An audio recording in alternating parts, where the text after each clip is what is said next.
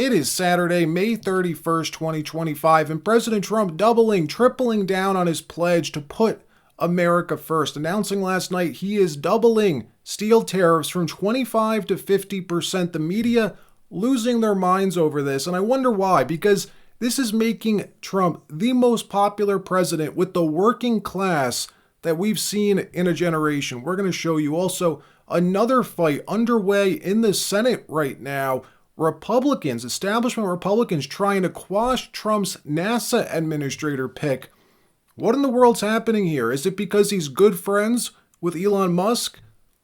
Also, Kash Patel delivering on his promise for a wave of transparency. The first documents coming out of the House Oversight Committee, and they show clear criminal conspiracy against Donald Trump. Wait till you see this and more stories as well from around the country. But before we get started, thank you for liking and sharing these videos. It really helps out the channel. And consider subscribing so you don't miss these regular updates. So in March 2018, during Trump's first term, is when he imposed 25% tariffs on steel coming into the United States. At the time, it was unheard of. Dems and the media lost their minds over this, repeating their prepared talking points that this would crush not only the U.S. steel industry, but the economy writ large, that everything they said depends on steel, which is true, and this would cause insurmountable damage. Yet, 2 years later, when Dems gained control of the White House, what did they do?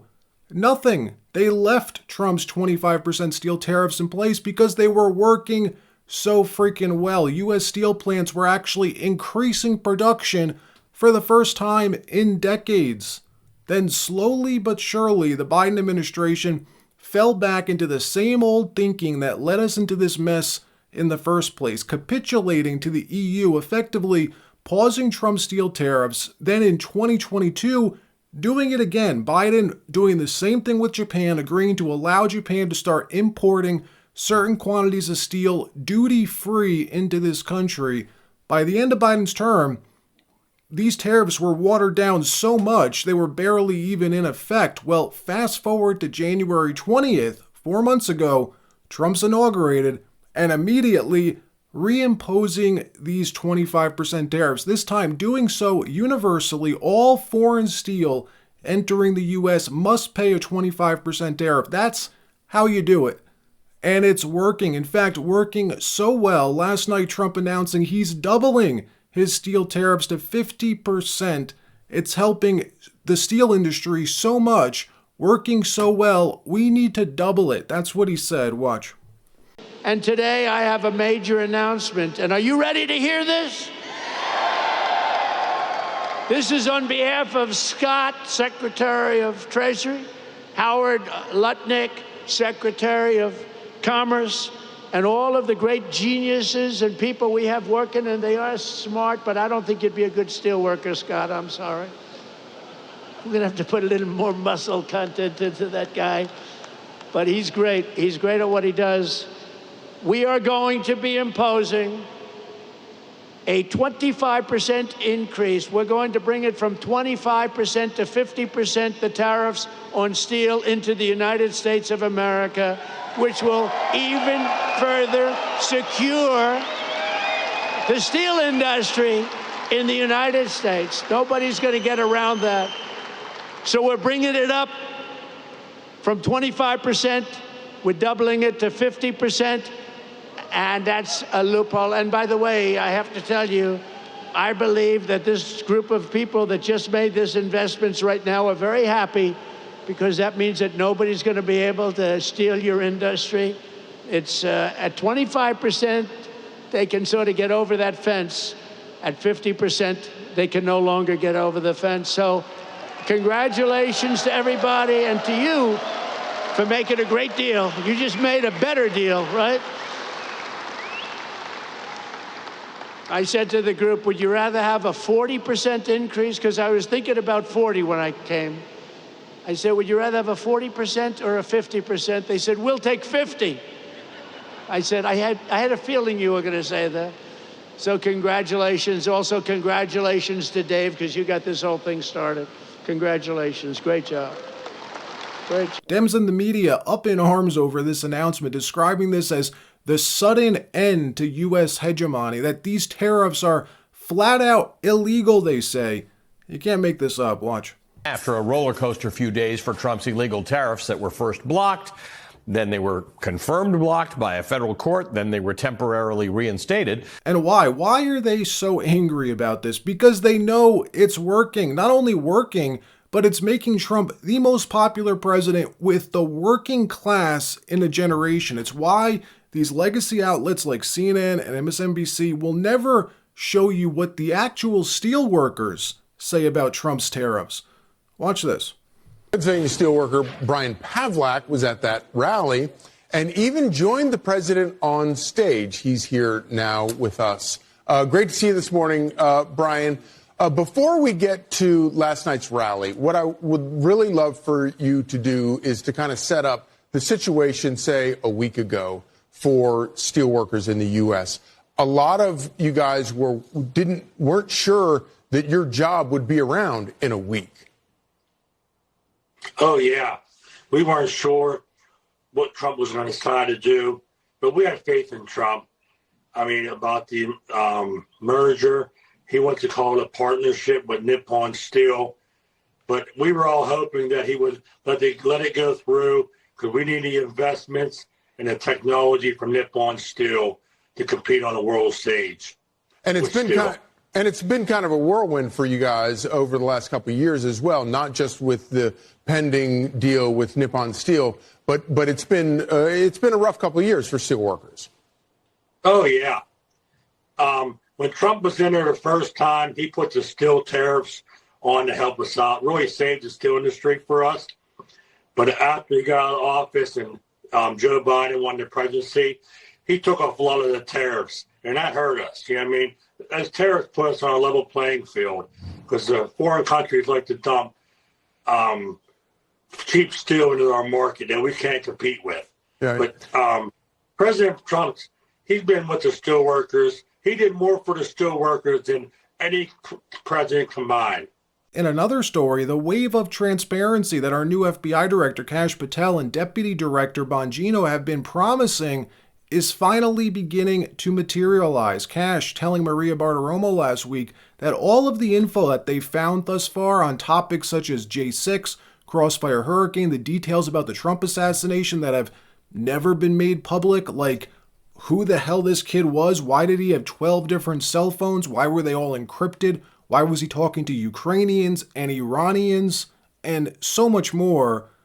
All of this info that they've apparently uncovered, a slew of documents that Kash says tell a completely different story than what the public has been led to believe. Kash explaining last week that he's been working with James Comer, the chairman of the House Oversight Committee, on getting them all of this information, that that's the correct way to do this, that there's process involved. You're supposed to go to Congress, and Congress is the body that's supposed to actually release this information to the public. And the first of those files are being released, newly released documents, emails on government servers confirming a real criminal conspiracy between the Biden White House, the FBI Washington Field Office, prosecutors from the U.S. Attorney's Office in D.C., and of course, Special Counsel Jack Smith, planning, approving, executing what they codenamed Arctic Frost, an operation to frame Donald Trump, prosecute him, imprison him,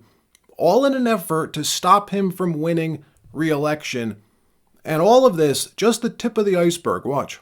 Senator Johnson, Senator Grassley just sent this to me a little bit ago while we're on air. It's a major development. You're taking a look at a letter right there that was just sent to the FBI Director Kash Patel and the Attorney General Pam Bondi. What does it say? It says that Congress has obtained evidence that shows that the Biden White House was directly involved in trying to help start Jack Smith's investigation on the January 6th probe against President Trump. Specifically, that the White House counsel's office secretly obtained President Trump's and Vice President Mike Pence's former phones and giving them to the prosecutors, basically sicking the Justice Department on his future competitor, their future rival in the 2024 election, so that they could look for dirt for possible crimes. There's a lot more coming in. There's a lot of other evidence as well of the White House involvement. Remember, 2 years ago, we were the first news agency, right here, Real America's Voice, Just the News, to report that a White House counsel was directly involved with this investigation.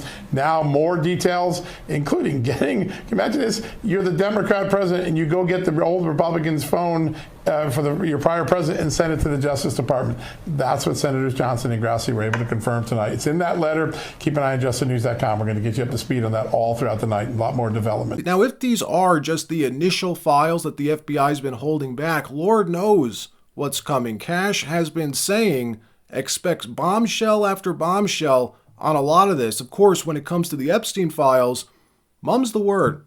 Nothing new coming on the Epstein case. In another story, BlackRock, one of the largest private equity companies in the world, is one of multiple powerful entities being named in a new lawsuit filed by hundreds of East Palestine train derailment victims against Norfolk Southern. And when the Biden administration's EPA ordered the planned detonation of a toxic cargo train right in downtown East Palestine. Remember that? One of the largest man-made environmental disasters ever. Let's not talk about it. The media hardly mentioned it when they poisoned the water, the air, killed animals, pets, even causing serious illness to the residents of East Palestine. The new lawsuit alleging a coordinated effort by these powerful interests to block medical care for the townsfolk exposed to toxic chemicals. Watch. Been lied to from the beginning. The class action did nothing that mattered for any of us. Just tell us the truth. We're all adults. We can handle the truth. What were we exposed to? 2 years after the toxic plume devastated East Palestine, Tara Hicks, Krista Graves, and Lonnie Miller say they and their families still suffer from debilitating migraines, chronic pain, respiratory issues, and blurred vision. They are among the 793 residents who filed a new suit against Norfolk Southern and over 50 defendants involved in the investigation and cleanup, including state and county agencies. It alleges a conspiracy to deny health care on behalf of Vanguard, BlackRock, Mercy Health, and Quest. My mom went to the clinic in East Palestine, and when she asked, they would giggle at her and say, "That's your age."